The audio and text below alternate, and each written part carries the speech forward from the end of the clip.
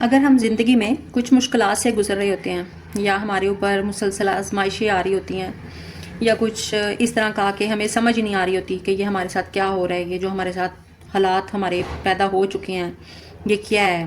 انسان سمجھ نہیں پاتا، اتنا کنفیوز ہو جاتا ہے، اتنا کنفیوز ہو جاتا ہے۔ بعض ٹائم لوگ جو ہوتے ہیں وہ اس کو مطلب طرح طرح کی باتیں کرنا شروع کر دیتے ہیں کہ جی یہ جو آپ کے ساتھ ہو رہا ہے یہ آپ کی اپنی غلطیوں کی سزا ہے یا کچھ ایسے، مطلب آپ سمجھ سکتے ہیں کہ عموماً کہا جاتا ہے، بلکہ کہا جاتا ہے کہ جتنا منہ اتنی باتیں، لوگ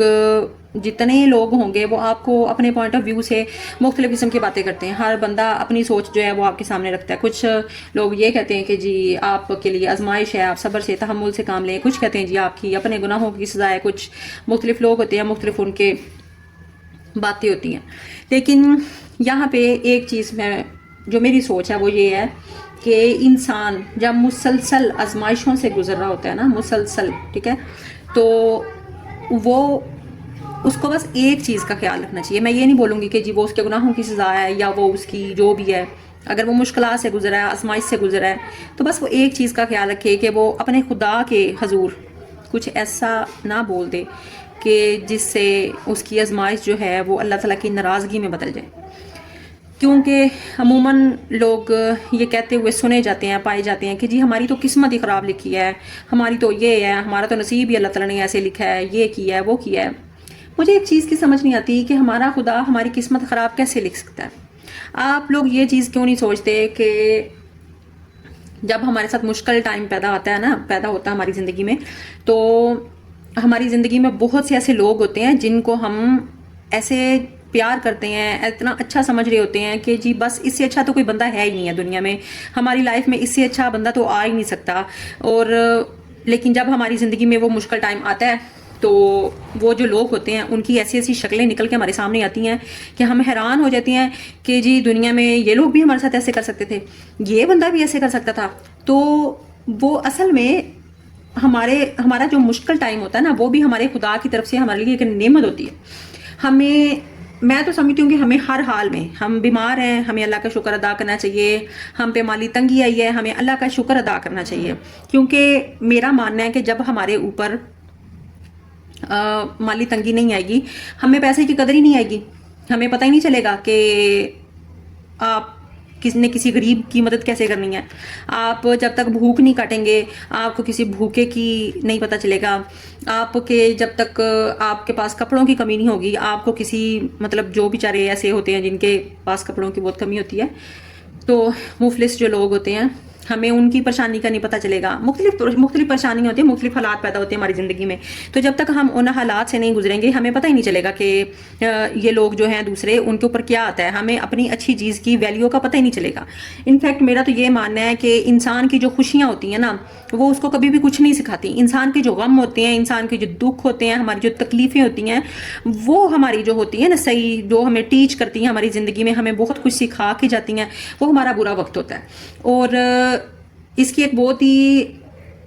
بیسک سی مثال میں ایسے دوں گی کہ انسان کو اللہ تعالیٰ جب مشکل وقت اس کے اوپر آتا ہے نا تو وہ اصل میں انسان کو اللہ تعالیٰ تراش رہا ہوتا ہے،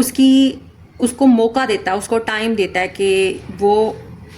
خود سنور جائے، وہ کچھ بن جائے، وہ اپنے آپ کو بہتری کی طرف لے جائے۔ اور یہ ہمارا جو مشکل وقت ہوتا ہے نا وہ ہماری زندگی میں بیسکلی وہ وقت ہوتا ہے جب ہم خود کو سنوار سکتے ہیں، ہم خود میں امپروومنٹ لا سکتے ہیں۔ جیسا کہ ایک پتھر ہے، مطلب پہاڑ ہوتے ہیں جیسے سنگ مرمر کے بڑے بڑے پیس ہوتے ہیں، لوگ اس کو اٹھاتے ہیں، اٹھانے کے بعد ان کے مجسمے تیار کیے جاتے ہیں، سارا کچھ ہو رہا ہوتا ہے ان کے ساتھ۔ تو جب وہ پتھر ہوتا ہے نا وہ بس ایک پتھر ہوتا ہے، اس کی کچھ وہ ویلیو نہیں ہوتی، لیکن جب اس کو کوئی تراش رہا ہوتا ہے، تراشنے کے بعد جب اس کا ایک مجسمہ تیار ہو جاتا ہے، اور مجسمہ جو ہوتا ہے وہ بعض ٹائم ایسے مجسمے بھی دنیا میں تیار ہوئے ہیں